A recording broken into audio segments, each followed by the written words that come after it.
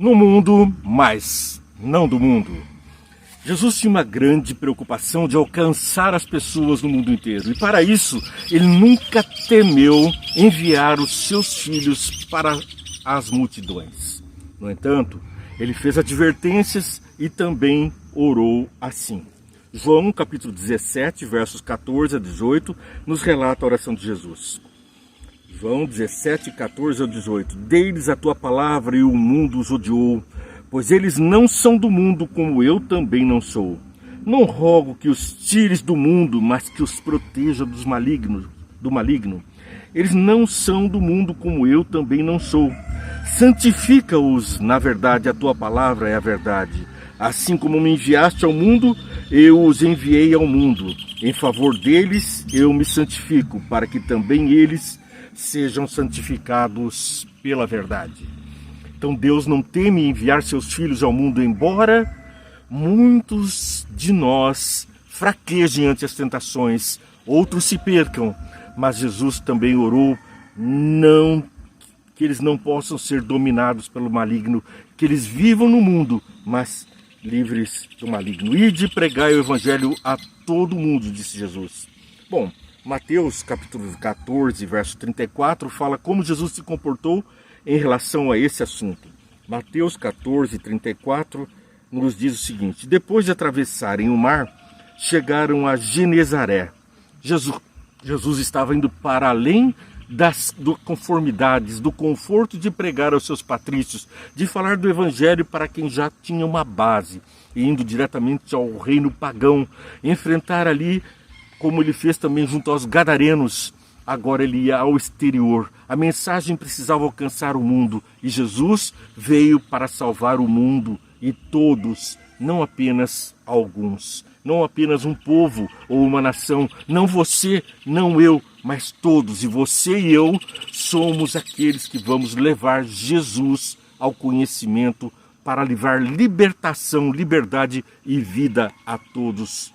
Bem, Mateus capítulo 15, verso 21, continua o episódio onde Jesus vai ao longe e além. Mateus capítulo 15, verso 21. Saindo daquele lugar, Jesus tirou-se para a região de Tiro e de Sidom. Ali a mulher cananeia então passa a ter aquela experiência, mas o importante na nossa lição de hoje é que Jesus vai ao alcance, e nós também, como cristãos, pequenos cristos, precisamos ir ao alcance daqueles que nada conhecem, aqueles que não sabem e que não podem estar libertos, estão em idolatria, estão servindo a si mesmo, a um mundo de ego, de egoísmo, a ídolos, e estão presos a um mundo de pecado. A pregação não é fácil, não é simples, porque nos tira da zona de conforto e tira também aqueles ouvintes da zona de conforto, pois a mensagem é como Jesus disse: não penseis que vim trazer paz, mas vim trazer guerra, vim trazer conflito nas ideias, conflito de comportamento, mudança de comportamento.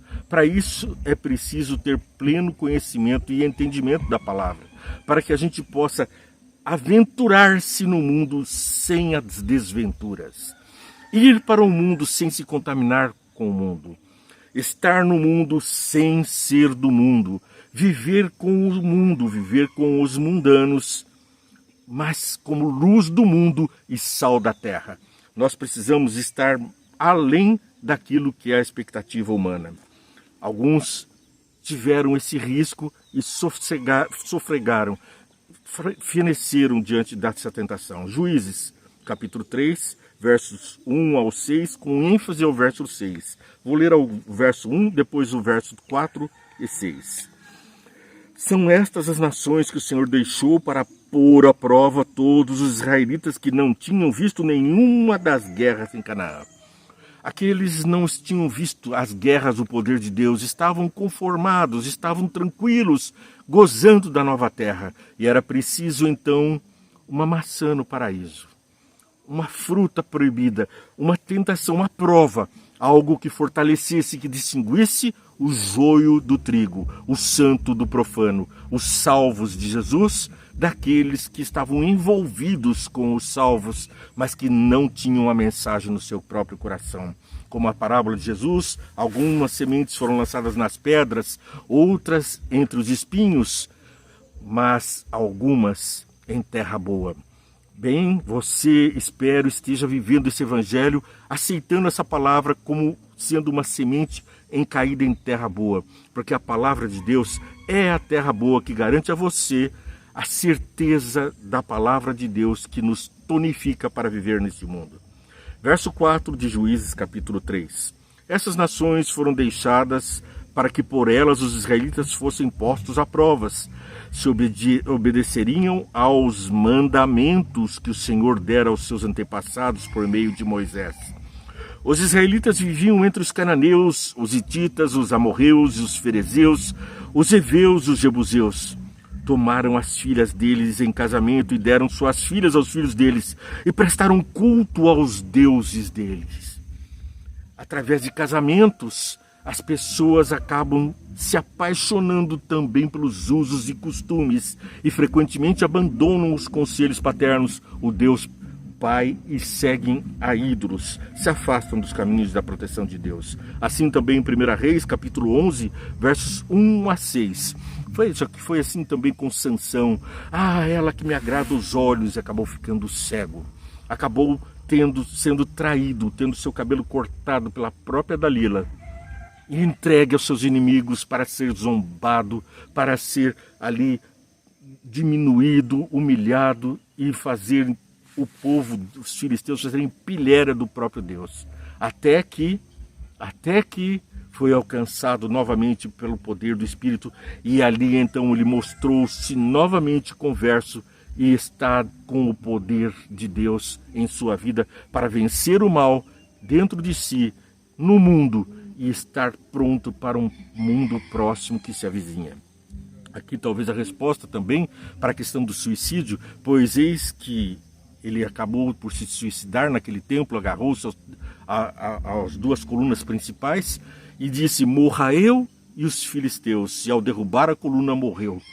Um suicídio que foi então um alvo para além, não uma destruição, mas um objeto que Deus ainda ouviu sua oração: morra eu e os filisteus. Um objetivo, algo maior que a própria vida. Assim como Jesus: morra eu, também este morreu para que todos nós tenhamos vida. Nem toda morte é para a morte, nem toda morte é para a derrota, nem toda morte é para a destruição. Jesus usou da morte para a ressurreição, para mostrar o poder dele sobre a vida e também sobre a morte, pois ele deu a vida e também nos trouxe a vitória sobre a morte. É por isso que o louvamos, o engrandecemos e estamos com ele nos seus caminhos.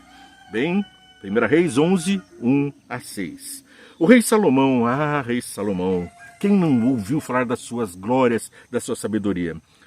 Salomão amou muitas mulheres estrangeiras, além da filha do faraó, eram mulheres moabitas, amonitas, edonitas, sidonitas, hititas. Elas eram das nações a respeito das quais o Senhor tinha dito aos israelitas: vocês não poderão tomar mulheres dentre essas nações, porque elas os farão desviar para seguir os seus deuses. Uma pequena pausa. A preocupação de Deus é porque eles poderiam seguir a outras mulheres que os conduziriam a seus deuses. A mulher, frequentemente na Bíblia, é usada como expressão da igreja. Aí vem a mulher pura e com a verdadeira, aquela que é a igreja verdadeira. Aí vem a mulher prostituta de Apocalipse, aquela que se perverte com a mensagem, se embriaga e embriaga os vinhos, o homem com os vinhos da Babilônia. E então ela entorpece a mente e faz com que nós não possamos mais entender, compreender qual seja a boa e verdadeira mensagem de Deus para nós. Então, Salomão se contaminou com mulheres fisicamente, mulheres de verdade, assim reais, mas também se contaminou com a mensagem que elas traziam, os seus ídolos. No entanto, aqui então, desviar-se dos seus deuses. No entanto, Salomão apegou-se amorosamente a ela. Verso 3, casou com as 700 princesas e 300 concubinas. Tomou para si 1000 mulheres. Acordos com as nações vizinhas não eram feitas mais pautadas no Senhor, mas com as filhas dos reis em acordos imperiais, em acordos reais, em acordos políticos.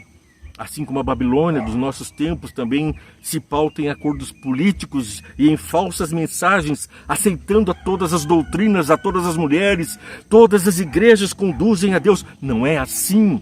Nós temos a palavra e ela precisa estar no centro. O povo de Deus vai ao mundo com a palavra, mas o povo de Deus não deve trazer para si as mulheres, as doutrinas falsas, porque são as virgens, são as mensagens puras e não da prostituição da palavra de Deus. Bom, casou com 700 e teve para si 300 concubinas. À medida que Salomão foi envelhecendo, suas mulheres o induziram a voltar-se para outros deuses, e o seu coração já não era totalmente dedicado ao Senhor, o seu Deus, como fora o coração de seu pai Davi. Ele seguiu Astarote, a deusa dos Sidônios, e a Moloque, o repugnante deus dos Amonitas. Dessa forma, Salomão fez o que o Senhor reprova. Não seguiu completamente o Senhor como seu pai Davi. Foi ali, adorando a Astarote e a Moloque, que ele colocou filhos seus de sua própria carne em sacrifício humano oferecido a Moloque e a Astarote. Porque os ídolos, os pagãos, os deuses pagãos exigem a vida do seu filho, exigem até a 3ª e 4ª geração. Mas o Filho de Deus veio ao mundo e deu sua própria vida para que todo aquele que nele crê não pereça, mas tenha vida eterna. E então Deus abençoa até 1000 gerações daqueles que amam a Deus e guardam a sua justiça. Essa é a promessa que está em Deuteronômio, que está também em Êxodo. Deus promete abençoar até 1000 gerações e purificar a geração até a 3ª ou 4ª geração. Ele livra do mal dos filhos da perdição. No mundo, mas não do mundo, porque temos uma mensagem aos estrangeiros. Para terminar o programa de hoje, Marcos capítulo 16, verso 15. E disse-lhes: vão pelo mundo todo e preguem o evangelho a todas as pessoas. Quem crer e for batizado será salvo, mas quem não crer será condenado. Então, sinais acompanharão os filhos de Deus. Você é chamado para ser um filho de Deus, a levar a mensagem a um mundo que aguarda a sua vitória, a vitória de Jesus sobre o mundo através de você. Paz e Graça, TVE.adv. Você está ouvindo a TVE.adv.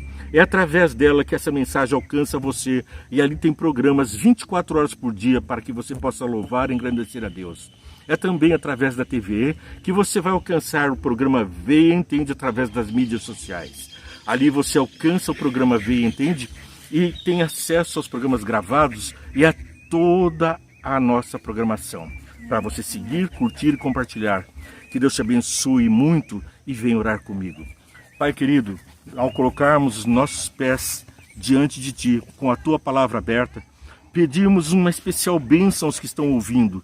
Nós temos a missão de levar a Tua palavra ao mundo e o Senhor nos incumbiu disso e também nos capacitou com a Sua palavra.